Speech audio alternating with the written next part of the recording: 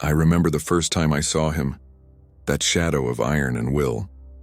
The battlefield was already lost, fire drowning the manufactorum plains, the air thick with promethium ash and screams half swallowed by the vox. And then through the storm he walked. No heraldry, no sigil of the Imperium, just black armor that drank the light and a respirator's steady mechanical rasp. Like the lungs of some ancient god refusing to die, the Skitarii stopped firing first, their augmetic lenses trying and failing to quantify him. Even the servo skulls hovered in the distance as if the machine's spirit itself hesitated to look upon him. He moved like certainty made flesh. No wasted motion, no hesitation. Only purpose. And when the orc warlord charged, roaring beneath its banner of crude metal and bone, the figure raised his hand. No weapon, no gesture. Just a simple act of will. The air convulsed, and the orc crumpled as though gravity itself had chosen sides. They say faith moves mountains. That day, something else did. If you've ever wondered what power looks like when stripped of all mercy, when rage and order are bound inside one dying soul, then listen carefully. Because this is not an imperial legend, nor a Mechanicus record. This is memory, burned into me by the shadow they called the Black Reaper of the Stars. And before we begin, if you believe some stories are too forbidden to tell, stories that blur the edge between gods and machines, then keep this one alive. Like, share, and let it be known across the stars, for memory is the only rebellion left to us. They said the manufactorum plains of Corvath Nime had burned before, in the wars of compliance, in the heresies that followed, in every rebellion that dared to challenge the will of Terra. But none of us had seen fire like this. It wasn't the color of promethium or the chemical glare of reactor melt. It was darker, slower, almost deliberate, as though the world itself had decided to die by its own hand. The air was a living thing, thick, hot, tasting of metal and ozone. My lungs ached with each breath, and even the rebreather filters hissed in protest. Every step through the ash sent up ghosts of those who had fallen before us. Our regiment was half strength, though half was generous. The 902nd Varden Rifles, born, starved, and forgotten in the same decade. Command had dissolved weeks ago. We followed whoever still spoke with conviction on the Vox. The orcs had landed in numbers that broke the Auspex counters.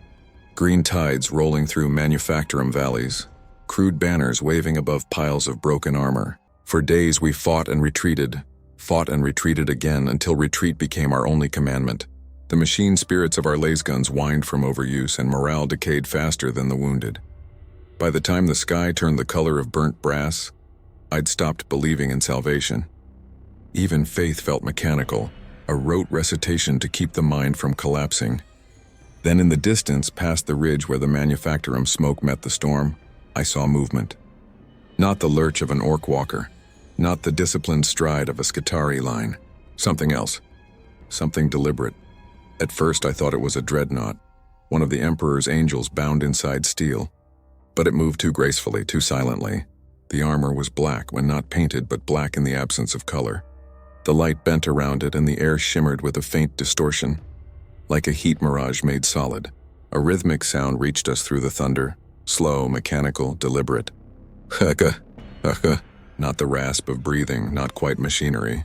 Something between he or it walked through the fire without pause. The orcs turned their guns toward him, roaring their guttural defiance. Crude shells and plasma discharges screamed across the plain. None touched him. A gesture, a mere flick of his gauntleted hand, and the ground itself rebelled. I swear upon the throne I saw the air twist. The orcs closest to him were flung aside, their bodies crushed mid-charge by nothing visible. Their warboss bellowed, raising a cleaver the size of a man. The black-armored figure didn't draw a weapon. He simply turned, raised one hand, and the orc froze. The cleaver clattered to the ground. The creature's throat collapsed inward as if the Emperor's own hand had closed around it. No sound. No light, just power, raw and absolute. I remember the silence that followed. Even the orcs seemed to understand that what stood before them was not prey. They broke, screaming into the storm, leaving behind their dead and their disbelief. Our vox crackled with static and incoherent prayer. One of the Skitarii whispered through its vox grill, "Designation, anomaly, non-imperial design, forbidden archaeotech signature." The words barely made sense, yet they felt like prophecy. The figure turned, slowly, the lenses of his mask glinting red through the haze. For a heartbeat, I thought he was looking directly at me. The weight of that gaze was unbearable. Not hateful, not benevolent, simply inevitable. Like the universe acknowledging your insignificance. I lowered my weapon without meaning to. Some instinct deeper than reason told me this was no enemy to be fought. He moved past us without a word. The Skitarii made the sign of the Omnissiah. I made the sign of the Aquila, though both gestures felt inadequate. The figure disappeared into the smoke, his footsteps leaving no mark in the ash, only that breathing, steady, relentless, lingered, carried on the wind long after he was gone. We found the orc warlord's corpse an hour later. It was still warm, though there was no wound. The flesh had collapsed inward, as if crushed by the weight of invisible faith. Around it, the ground had fused into glass. Our auspex detected no radiation, no warp fluctuation, nothing that could explain it. The tech priest called it heresy. The guardsman called it a miracle. I called it neither. I just knew we'd seen something that should not exist. That night, we buried our dead in silence. The wind keened through the ruins like a mourning machine spirit. I couldn't sleep. Every time I closed my eyes, I heard that breath again. Echoing somewhere between memory and dream. I wanted to believe it was the Omnissiah protecting us, that some lost saint had descended to smite the Xenos. But deep down I knew better. The Omnissiah never looked so human. When dawn came, the horizon burned again, and I saw the smoke twisting into shapes that almost resembled wings. The vox crackled once more, a single phrase transmitted from somewhere deep within the Manufactorum ruins. He is coming. I don't know if it was a warning or a promise, but from that moment on, we stopped fighting for victory. We fought to survive long enough to understand what we had seen. Because whatever that thing was, man, machine, or God, it had changed the air of Corvath 9 forever. They say the mind invents patterns to survive the unbearable. That men in war see angels in the smoke and ghosts in the shrapnel. Because believing in purpose is easier than accepting chaos. I wanted to think the same. That what I had seen was exhaustion or madness or the Emperor's mercy given shape. But as the days bled into each other and Corvath 9 sank deeper into ruin, the stories spread faster than the orcs themselves. At first, it whispered over the Vox, scattered, uncertain, units claiming to have seen a black-armored warrior cutting through the greenskins with invisible force. Some said he carried a blade made of red light, humming like a reactor on the edge of meltdown. Others swore he was unarmed, that he killed with will alone. The tech priests were the first to take interest, not the ones who prayed over their data slates, but the old adepts, the kind whose augmetics were built from relics no longer sanctioned by Mars. They called him the Shadow that Breathes. By the third day, the Mechanicus had established a sealed perimeter around the southern Manufactorum sprawl, claiming to have detected anomalous energy signatures. They forbade us from entering, citing possible Dark Age resonance. But the orcs were massing again, and we needed those routes to evacuate civilians. So Command, or what was left of it, sent a reconnaissance detail to assess the situation. I volunteered, though I don't remember why. Maybe I wanted proof. Maybe I wanted to see him again. The air grew heavier the deeper we moved into the zone. The ash here wasn't gray anymore. It was black, oily, magnetic. It clung to armor like iron filings drawn to a current. Every auspex pinged false readings. Our motion sensors showed phantoms moving beside us, though our eyes saw nothing. I kept hearing it, the breathing. Distant at first, then closer, like the world itself was inhaling. Haka, haka. It resonated through the vox, through my chest plate, through my teeth. We reached the crash site near dusk, a cratered field surrounded by twisted spires of metal. What remained of a transport craft lay scattered across the plain, torn in half as if by some titanic force. The armor plating was unlike anything I had ever seen, black ceramite but smoother, denser, humming faintly with an energy that made the auspex screen stutter. No Imperial sigils, no data engrams, no serials, just emptiness. And yet one section bore marks, not carved, not painted, but scorched into the metal itself. It looked almost like letters, though in no tongue known to man. The tech priest accompanying us, Magos Erthani, whose voice was little more than static through a vox grill, bent over the plating, chanting low Benharic prayers to appease its spirit. His mechadendrites brushed the surface, sensors whirring. "No known template," he murmured. "Power traces consistent with psycho resonance? Impossible."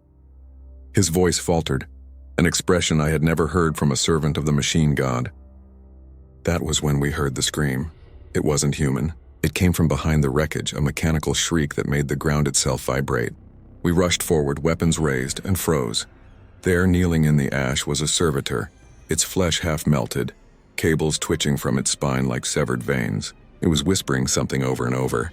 "He breathes. He breathes. He breathes." Its vox was damaged, the words stuttering into distortion. Then it turned its head toward us, its one organic eye wide with terror. And before we could react, its skull imploded. No gunfire, no impact, just pressure. The shockwave hit us a second later, invisible, yet real. My ears rang. My vision blurred. When it cleared, Earthani was gone. All that remained was a smear of blood and a few twitching mechadendrites. And then I saw him again. He stood at the edge of the crater, half shrouded in the dusk. That same black armor, that same mask, the same pulse of restrained fury that made the air hum. The stormlight caught his lenses, and for an instant I could see my reflection inside them. Small, insignificant, trembling. He raised one gloved hand, palm open, fingers spread slightly apart. I felt my weapon tremble. The metal began to creak in my grasp as though gripped by unseen force. Instinct made me drop it, and it fell into the ash without a sound. He didn't kill me. He didn't even move closer. The figure tilted his head, almost as if studying me, or perhaps remembering something long dead. Then with the faintest rasp of that mechanical breath, he turned away and vanished into the smoke. The silence that followed was worse than the noise. We retreated before nightfall, stumbling through the dark, too afraid to speak. The Vox remained dead until morning. When it finally flickered back to life, the channel was flooded with reports. The orcs had begun retreating. Entire war bands dissolving overnight, their bodies found with crushed throats and shattered weapons.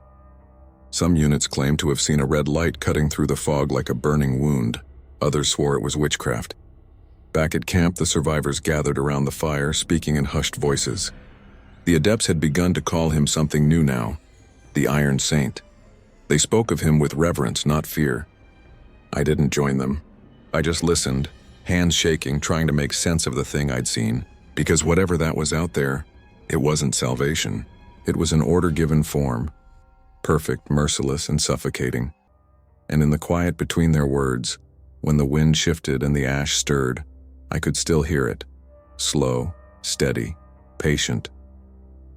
The shadow that breathes. Sleep left us after that night. No one dared close their eyes for long. The air inside the hab blocks had changed. Thicker, charged, almost listening. Even the static hum of the Vox lines seemed to carry whispers. We began to believe the machine spirits themselves had become haunted. The tech priests forbade personal prayer without their sanction, insisting that all invocations pass through the litany of purity. The irony of that command wasn't lost on any of us, for their own faith had begun to tremble. Corvath 9 had become a wound.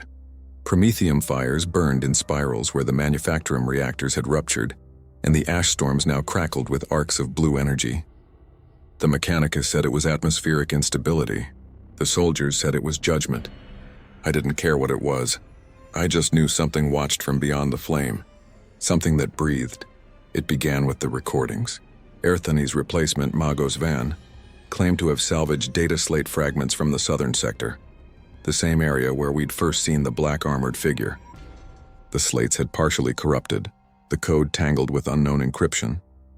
He insisted the fragments were self-reactive. When he attempted to decrypt them, the room dimmed. Vox relays flickered, and then a voice emerged. It wasn't a full message, just sound, warped and raw, stretched through mechanical distortion. Yet beneath the static there was a cadence, deep, cold, measured, the kind of voice that didn't speak to you but through you. The translation servitor rendered the fragments into Low Gothic, though I wished it hadn't. You do not know the power you serve. The words repeated 3 times before the data slate cracked down the center and fused shut, as if its own spirit had decided to die rather than play it again. That night the outpost was divided. The priests called it a demon's trick, the echo of some heretical machine from the warp. The guardsmen, Those who had seen the black figure with their own eyes argued it was proof of divine intent. They said the voice came from the Iron Saint himself, guiding us to obedience. Some even knelt in the mud facing the Manufactorum ruins where he'd last appeared, chanting broken hymns of devotion. I wanted to stop them, but when I opened my mouth, nothing came out. Because the truth was I had heard the voice too, not through the slate but in my head while staring at the dark sky. The words were not sound. They were overweight, as though the air itself had pressed down, reshaping thought into command. 2 nights later, the Manufactorum garrison fractured completely. Half of the priests defected, sealing themselves in the lower levels and declaring the forge a sanctum of revelation. They took with them the wounded, the desperate, and those whose faith had already cracked. From the surface, we could hear chanting echoing through the ventilation shafts, metallic hymns rising from 100 augmetic throats. Then the screaming began. We breached the gates at dawn. Inside, the corridors glowed red from molten conduit lines. Every cogitator hummed with binary prayers looping endlessly. He breathes, therefore we obey. The smell of burnt flesh hung thick in the recycled air. I remember stepping over the body of a young acolyte, his augmetic eyes still open, reflecting the sigil carved into the floor. It wasn't the Aquila. It wasn't any imperial icon. It was a shape that spiraled inward, a circle bisected by a single vertical slash. Like the lens of his mask, the deeper we went, the louder the breathing became. It was not echo, not machine noise. It came from within the walls, vibrating through steel and bone alike. The sound made the Auspex needles shudder uncontrollably. We reached the sanctum chamber, once a reactor control room, and stopped. There he was. The Iron Saint stood in the center, shrouded by rising smoke, his armor faintly aglow from the heat of the dying forge. Around him, the defectors knelt, their bodies trembling, blood running from their noses and ears. He spoke once, not loudly, not harshly, just a single phrase that bent the air around it. Order must be restored. The kneeling figures convulsed. Some screamed, some laughed. One by one they collapsed, their hearts crushed mid-beat. The Iron Saint, no, the Reaper, for I could no longer call him Saint, turned toward us. I raised my lace gun, but my hands betrayed me. The weapon sagged, as though the air itself had turned against its weight. His red lenses fixed on me again. For the first time, I saw something behind that mask. Not rage, not judgment, grief. A depth of sorrow so complete it defied comprehension. He tilted his head almost imperceptibly, and then, without word or gesture, every console in the room shut down. The power died, the light with it. When the systems came back, he was gone. Only the sound remained, reverberating in the metal and the bones of the dead. We sealed the sanctum. The Inquisition would call it containment. I called it denial. But even sealed, the air still carried his rhythm. Somewhere in that endless hum of machines and prayer, the voice waited, deep, patient, unyielding. The voice of something that had once been human, now lost in the circuitry of gods. And though I feared it more than death itself, I knew this wasn't the end. You can bury a body, but you cannot bury a command. It is said that the dreams of men are the currency of the warp. That when we sleep, the things we fear most build thrones in that endless dark. I used to believe that was superstition, a campfire story passed down to keep guardsmen praying through the night. But after the Reaper's voice, after the sanctum, sleep became a battlefield all its own. None of us escaped it. The nightmares began 3 nights after the sanctum fell silent. I dreamed of corridors, endless, metallic, bleeding light from beneath their seams. Somewhere within them, I could hear that mechanical breathing, slow and steady, drawing me forward. At the end of each corridor was a door of black glass. Behind it, a figure knelt, armored, broken, motionless. Each time I reached out to touch it, the door opened to reveal my reflection wearing his mask. I would wake choking on air that tasted like oil and rust. We tried to hide the truth from command, but rumors spread faster than infection. Whole regiments began whispering his name in sleep. Even the servitors twitched at random intervals as though syncing to a rhythm we could not hear. The Magos called it residual psi echo. I called it haunting. One morning, the sky itself changed. A crimson haze bled across the clouds, not the color of dawn but of cauterized wounds. Fox signals became distorted, transmitting phrases and voices that weren't human. Astropathic messages from orbit warned of non-classifiable emanations, suggesting Corvath 9 might be touching something beyond sanctioned reality. Some claimed to see figures moving in the haze, shadows of titanic beings striding just beyond vision. Others whispered that they'd heard the voice again, not through the Vox, but through prayer. Order must be restored. The Mechanicus interpreted it as a command. They began to rebuild the sanctum in secret, renaming it the Dream of Iron.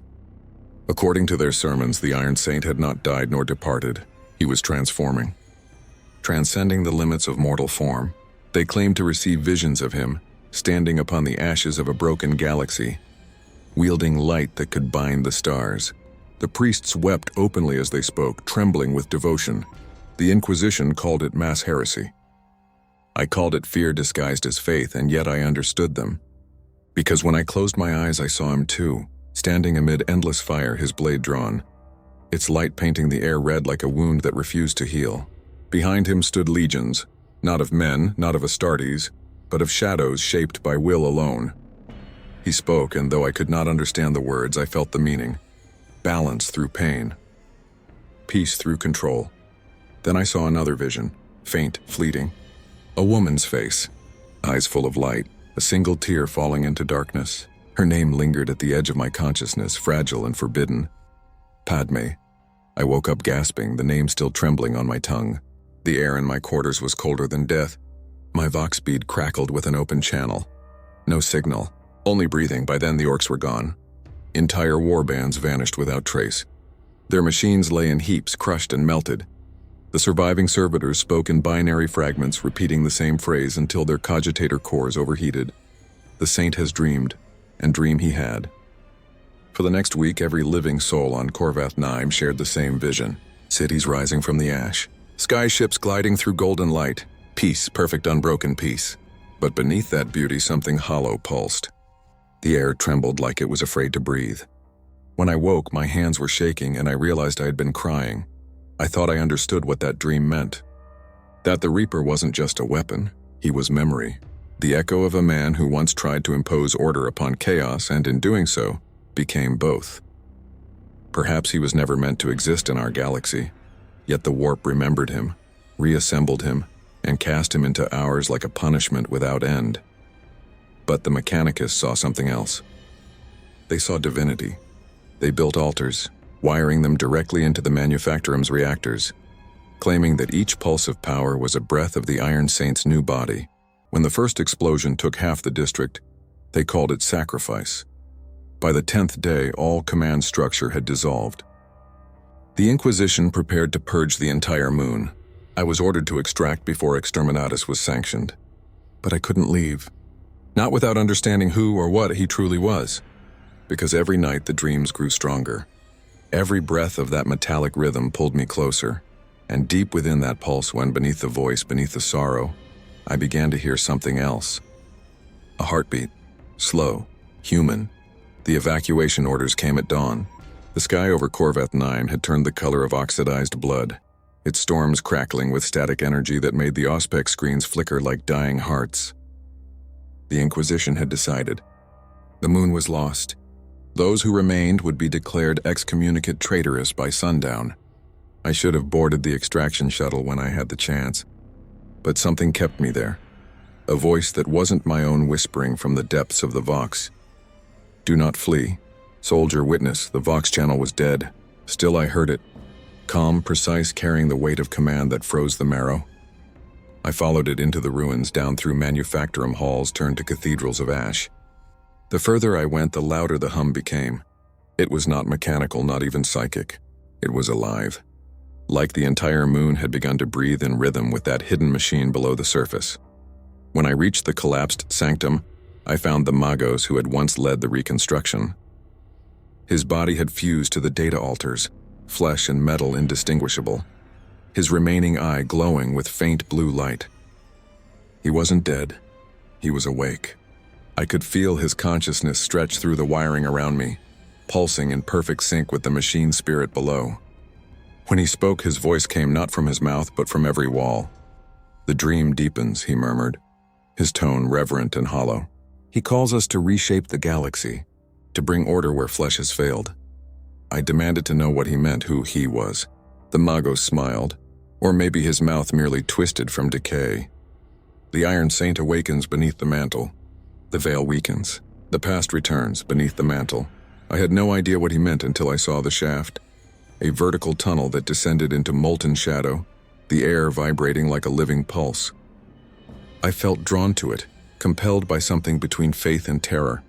I descended the broken stair deeper and deeper until light itself seemed afraid to follow. Down there, reality felt thinner. The stone walls shimmered with impossible reflections, showing me things that could not be true. Cities burning under twin suns, titans kneeling before a black star, men in armor of polished obsidian standing beside warriors clad in gold. I saw battles not yet fought, victories that tasted like ashes. And then I saw him again, the armored figure kneeling as before.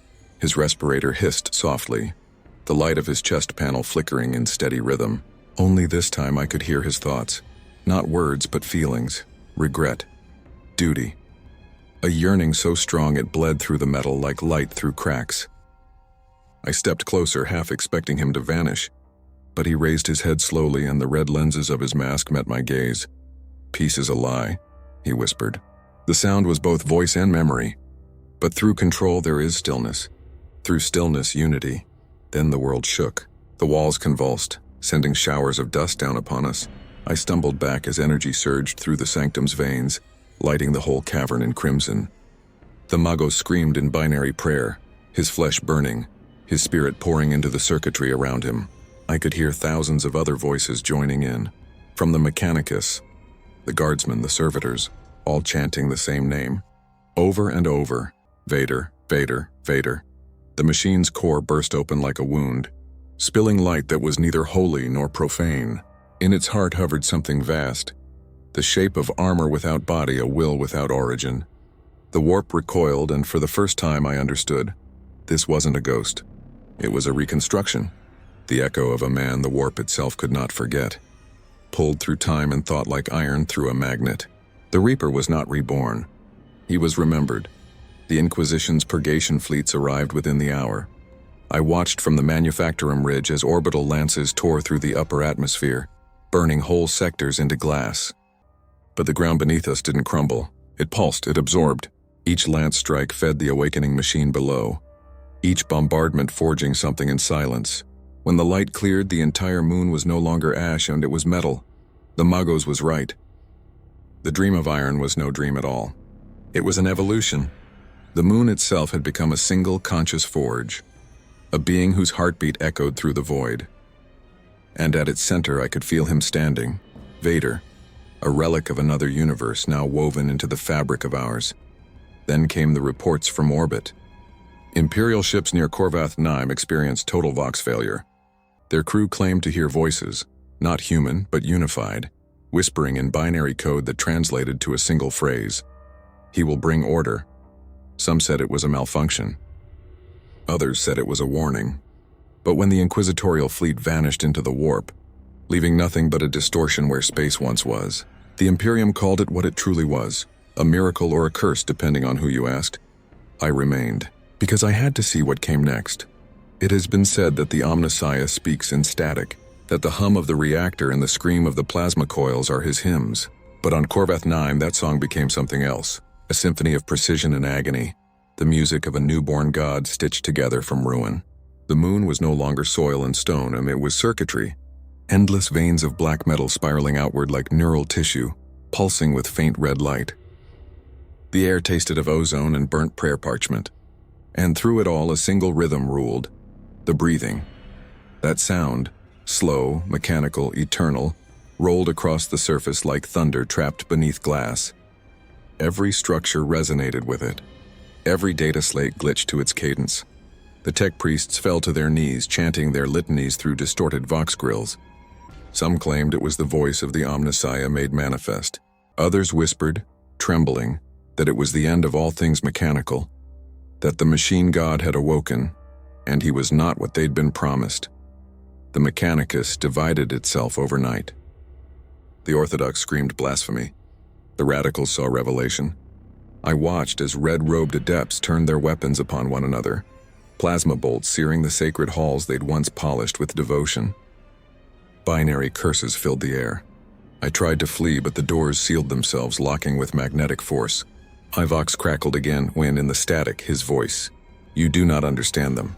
They build cages and call them temples." It wasn't the voice of a man. It was layered, mechanical, sorrowful, commanding. The sound of will without mercy. I whispered his name without meaning to. Vader. The chamber lights dimmed, and for a moment I could see him, not standing before me, but projected through the air like memory made metal. His armor gleamed with the reflection of unseen fire.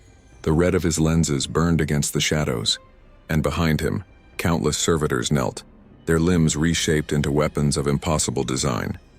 The air around him pulsed with invisible pressure, bending the dust mid-air like gravity was holding its breath. "They worship machines," he said, "but they have forgotten what machines were made for." I didn't know whether to kneel or run. His words cut through me, every syllable like a blade made of sound. "They build to obey," he continued, but obedience without vision is death. I bring unity, a purpose beyond faith." Then the light shifted, bright, searing, holy. The tech priests around me screamed as the red glow of their bionic eyes turned white-hot. I smelled oil and burnt flesh. One by one they fell silent. In their place stood constructs, new servitors perfectly still, each marked with the twin sigil of the Imperial Aquila and the black crest of his helm.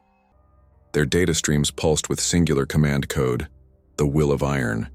He was rewriting them, their faith, their flesh, their code, bending their existence into a single directive. It was no longer the cult mechanicus, it was something else. Something unified by an order beyond comprehension.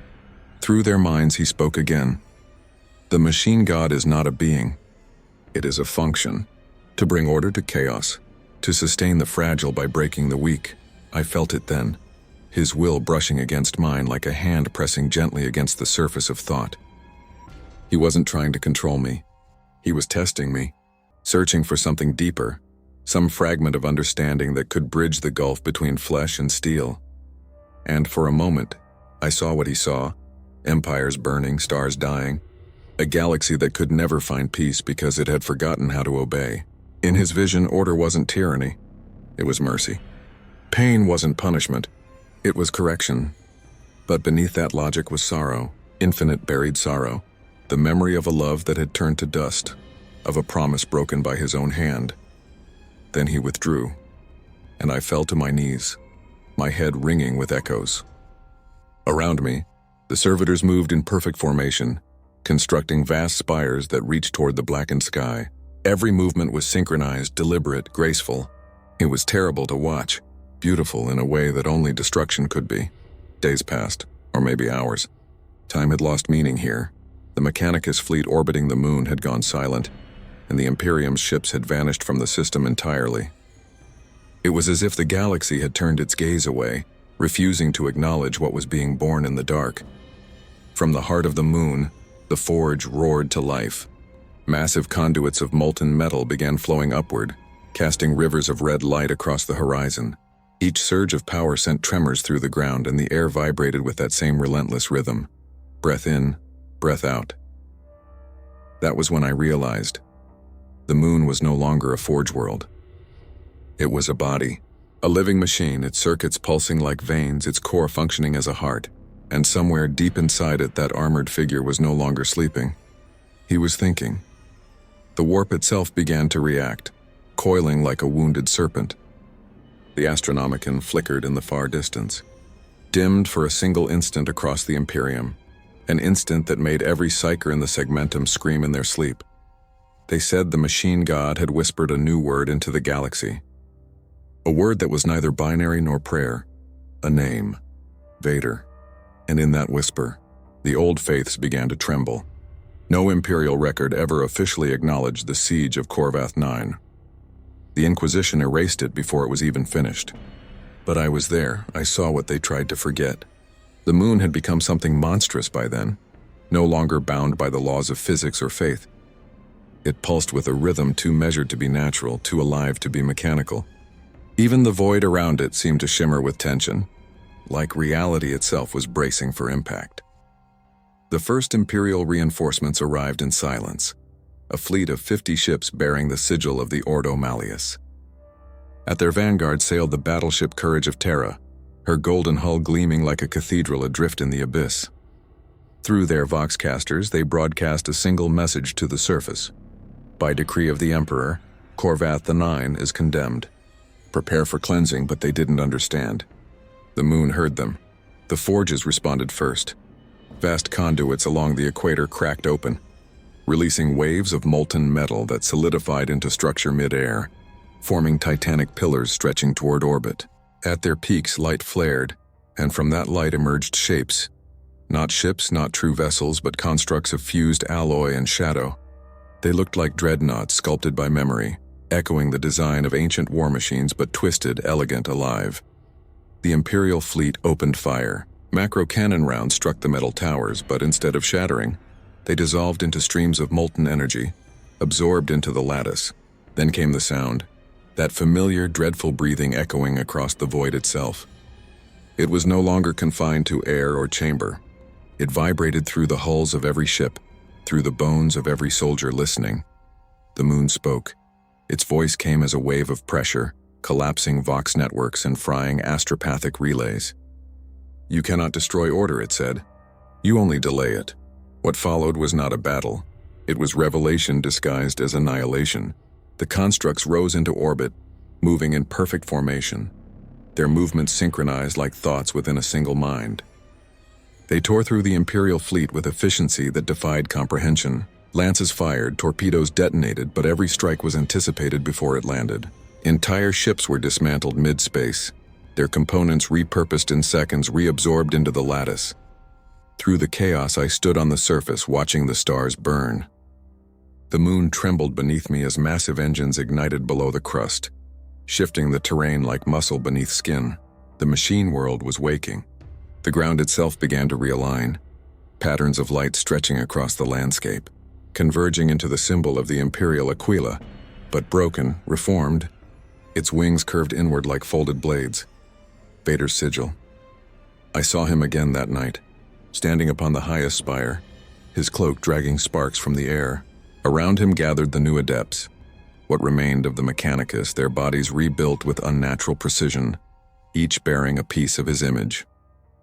Their faces were hidden behind black visors. Their voices, when they prayed, sounded like the harmony of engines in perfect tune. He spoke without sound, yet every soul heard him. They will not understand until they kneel. Until they see that peace is not granted, it is enforced. His command echoed through the void, and the constructs in orbit shifted, surrounding the remnants of the Imperial fleet. For a moment, all light vanished. Then, with surgical precision, a single beam of red energy lanced outward, silent, flawless, piercing the flagship Courage of Terra through its heart. There was no explosion. The ship simply ceased to exist, its mass unraveling into dust. The other vessels broke formation, retreating toward the warp, broadcasting distress signals the moon devoured before they could escape. I remember the last transmission we intercepted, a voice distorted by static and fear. He is no demon. He is command incarnate. After that, there was only quiet, the kind of silence that feels deliberate. The Inquisition survivors never returned. The Adeptus Mechanicus declared Corvath 9 a forbidden coordinate, sealing its name in the archives beneath the label Excommunicate Fabricatus. But rumors spread regardless. Rogue traders whispered of a world of iron that drifted through the void, half machine, half mind. Pilgrims claimed to hear breathing in their dreams when their ships passed too close. And across the Segmentum Obscurus, new cults began to rise. The Order of the Black Throne, worshipping a god they called the Iron Redeemer. I tried to leave then. I really did. But wherever I went, his voice followed. Not through vox, not through memory, but through presence. Sometimes in the hum of a reactor, sometimes in the hiss of pressurized air, sometimes in my own heartbeat. He had become part of the Imperium's code. Not a man, not a machine, but a pattern. A function. The machine god was no longer a distant myth. It had found a face, and the galaxy would never be the same.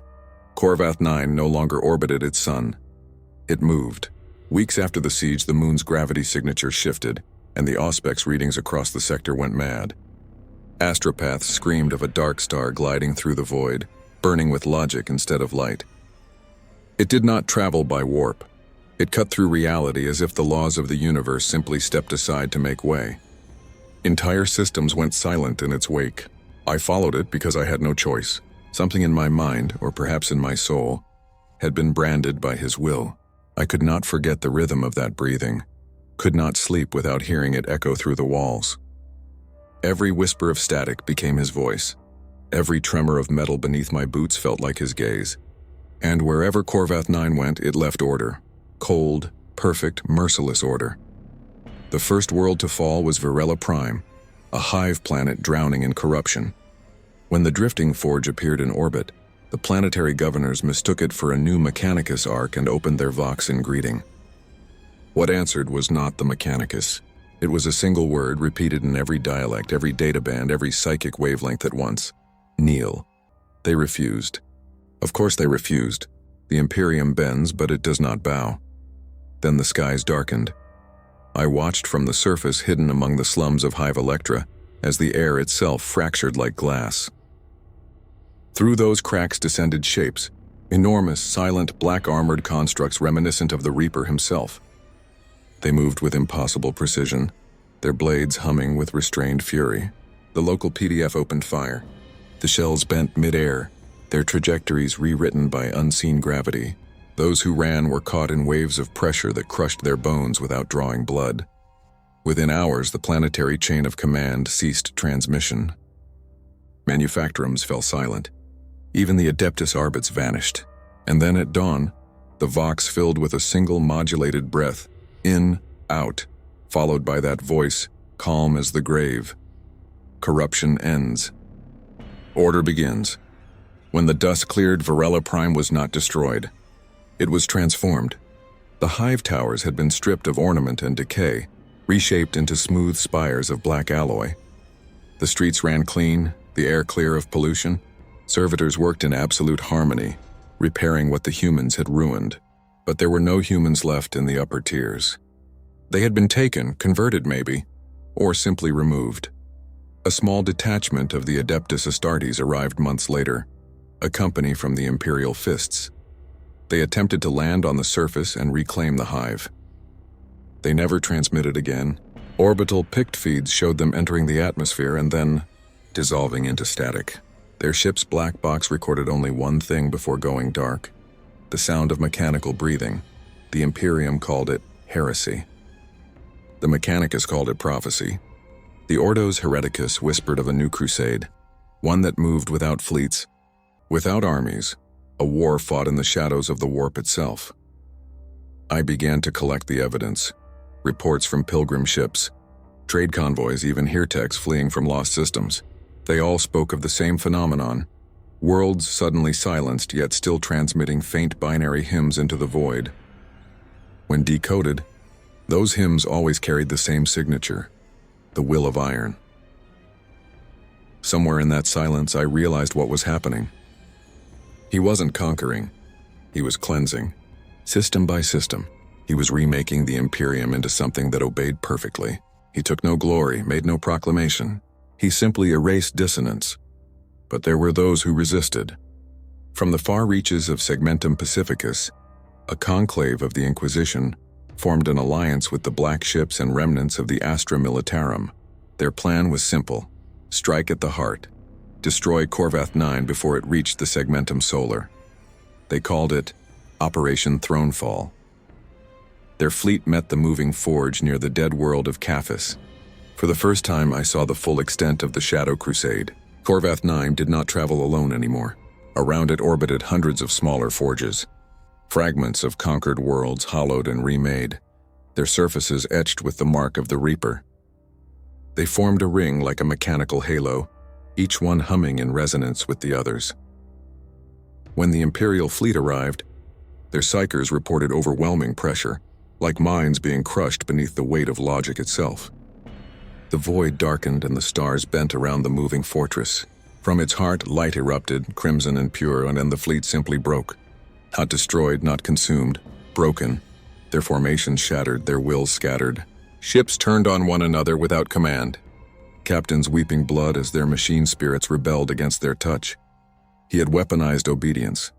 Every construct, every servitor, every corrupted cogitator core across the fleet resynced to his frequency, rejecting human command in favor of perfect order. By the time the light faded, the inquisitorial fleet had been subsumed, not lost, not annihilated, but repurposed. Their ships joined the halo, orbiting the moon like silent disciples. And so the Shadow Crusade began, an empire that did not conquer through blood, but through synchronization. Planets no longer screamed when they fell. They simply went quiet, their chaos erased, their faith rewritten. Through it all, I remained hidden, watching, documenting, waiting. Because somewhere in that silence, I began to feel something I couldn't name. Not fear, not reverence. Something colder. Something inevitable. The galaxy was being rewritten, and for the first time in its history, it began to make sense. There came a day when even Terra seemed to hold its breath. The Astronomicon dimmed, not extinguished, but trembling, flickering like a dying candle at the center of eternity. Across the Imperium, astropaths screamed in unison, their eyes burning white as their souls brushed something vast and wordless pressing through the warp. The High Lords called it interference. The Inquisition called it contamination. But those of us who had seen Corvus 9 knew the truth. Something greater than faith was approaching the Golden Throne. The Shadow Crusade had reached Segmentum Solar. Reports bled in from the Martian outposts first. Manufactorums fell silent, not from invasion but from decision.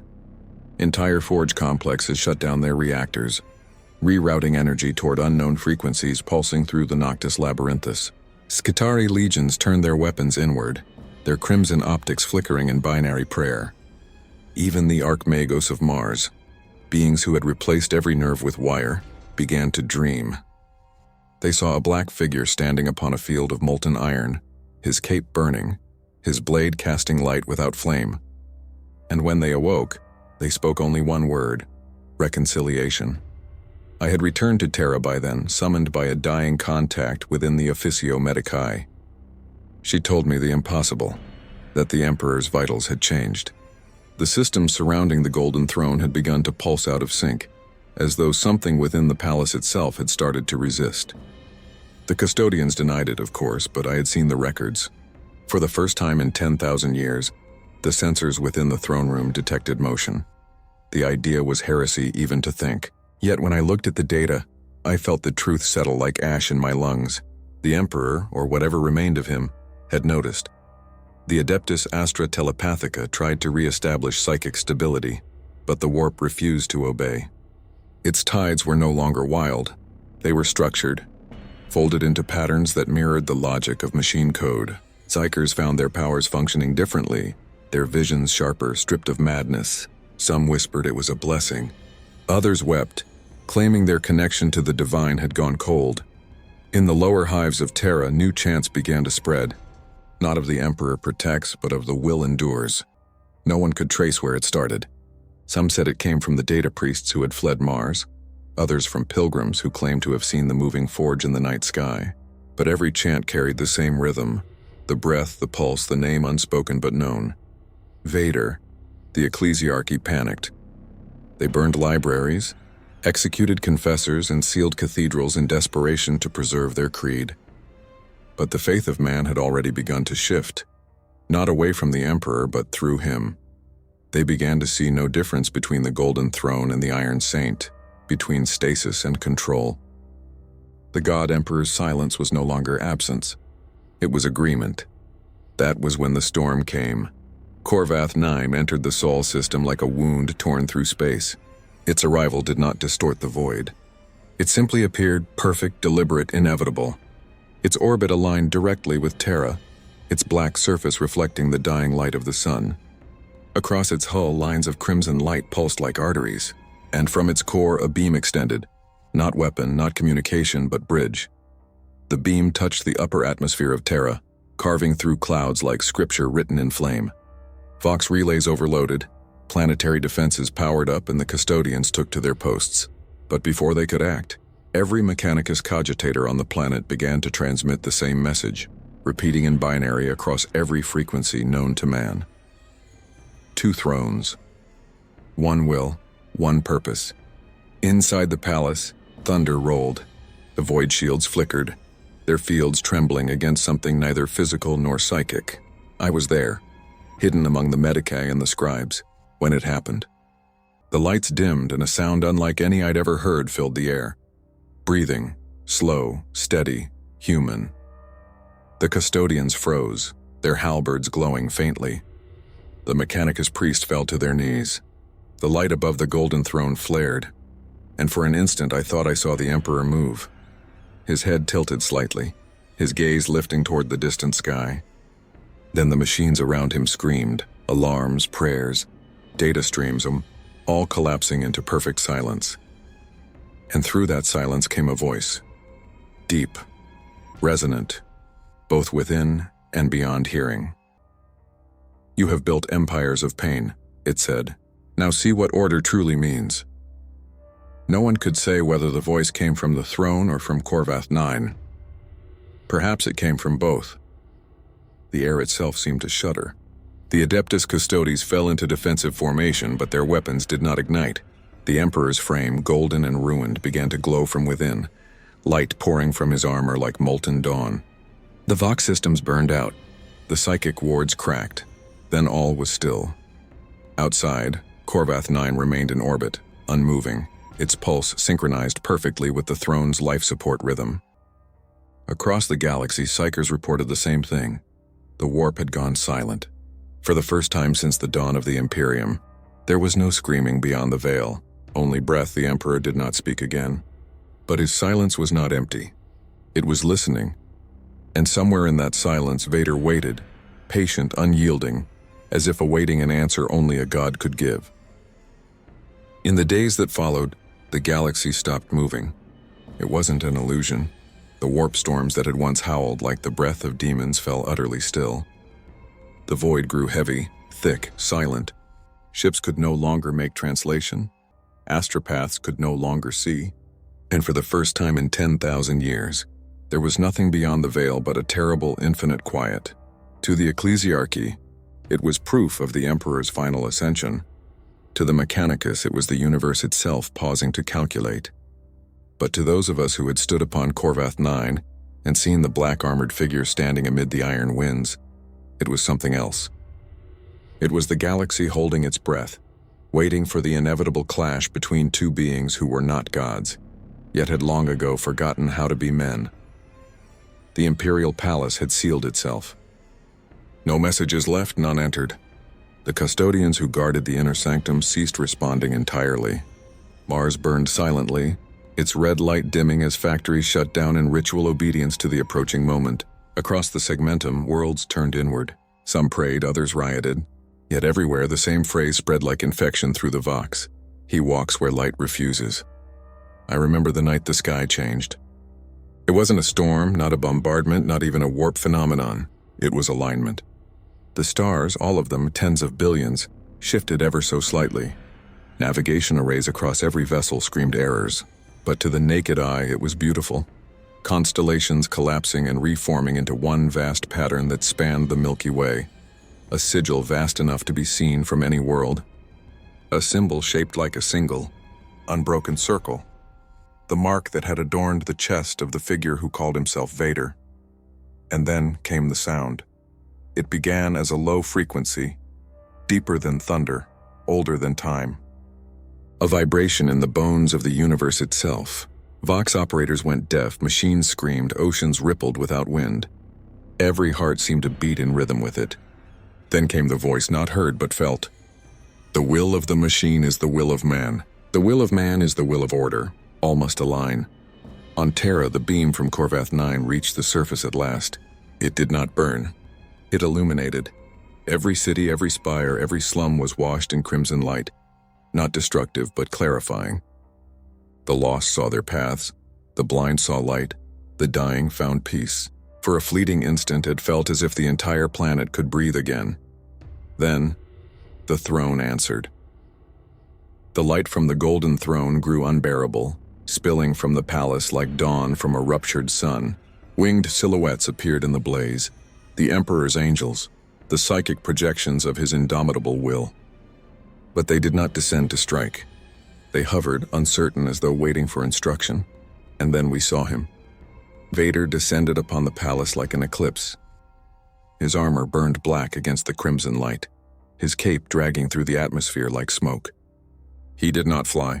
He fell, guided by the gravity of inevitability itself. The custodians met him upon the sanctum gates, forming a golden phalanx of perfection. They did not attack. They knelt. No words passed between them. They understood. Vader walked through the eternity gate, his blade unlit. The storm around him parted, and I swear the world itself bent aside to let him through. Those of us watching from the lower levels felt it in our chests, the air tightening, the heartbeat sinking, reality itself pausing as two impossibilities approached each other at last. Inside the throne room, the light dimmed as he entered. He stood before the being who had once been the emperor of mankind, a corpse sustained by faith, will, and machinery beyond comprehension. Vader raised his gaze, and for the first time his breathing slowed. The two forces, one born of divine tyranny, the other of mechanized redemption, faced each other. And though no sound passed between them, the air trembled with their unspoken understanding. For an eternity, nothing happened. Then the throne flickered. Sparks of gold scattered through the air, and a single human breath escaped the Emperor's cracked lips. "You were never my enemy." The words were barely a whisper, but they tore through the galaxy like fire through parchment. Every psyker screamed. Every machine trembled. Vader stood unmoving, his gloved hand tightening ever so slightly. "Nor I yours," he answered. And with that, the universe seemed to exhale. The light between them merged, gold and crimson intertwining like blood and sunlight. The warp surged back into existence, but not with the chaos of old. It pulsed in patterns, deliberate, mathematical, alive. Ships reappeared from nowhere. Worlds lost to the storms reconnected. The galaxy's pulse resumed, but steadier, calmer. No one knows what became of them in that moment. The beam from Corvath 9 faded. The Emperor's body turned to dust upon the throne, leaving only a faint shimmer of gold in the air. And Vader, the Iron Saint, vanished, leaving behind his helmet resting upon the steps, its lenses still glowing faintly red. The silence that followed was unlike any before it. Not empty, fulfilled, the stars realigned. The Astronomicon reignited, brighter and cleaner than ever, and when the navigators looked upon it, they no longer saw the Emperor's face. They saw a mask of black, a circle of light where the eyes should be. The galaxy had not ended. It had changed, and somewhere beyond the veil, perhaps even beyond death itself, two wills, one born of flesh, one of machine, had finally become one. When the stars forgot to breathe, man remembered how. Years have passed since that impossible day, though time itself feels fractured now, warped by whatever lingered after the meeting of gods. The galaxy still spins, but slower, quieter. Some say it is peace, others say it is the calm before revelation. All I know is that nothing, not the Emperor, not the throne, not even death, feels quite the same. The golden throne stands empty. The chamber where the Emperor once sat has become a place of silence, and not mourning, not worship, but listening. The custodians guard it still. Though their armor no longer gleams gold, they have painted it black, a gesture unspoken, a tribute to the figure who came from the stars and showed them that faith and machinery were not enemies, but mirrors. The Astronomicon burns brighter than ever. It no longer pulses with the psychic agony of a dying god, but hums with the steady resonance of the galaxy itself. The navigators describe it not as light, but as a signal, rhythmic, precise, mathematical. When they gaze into the warp, they no longer see storms or screams, but a vast circuit of light stretching from Terra to the edge of the void, pulsing in harmony with every world bound by the Aquila. Some say this is the machine god reborn. Others whisper that it is Vader, not as a man, not as a demon, but as a principle written into the very fabric of existence.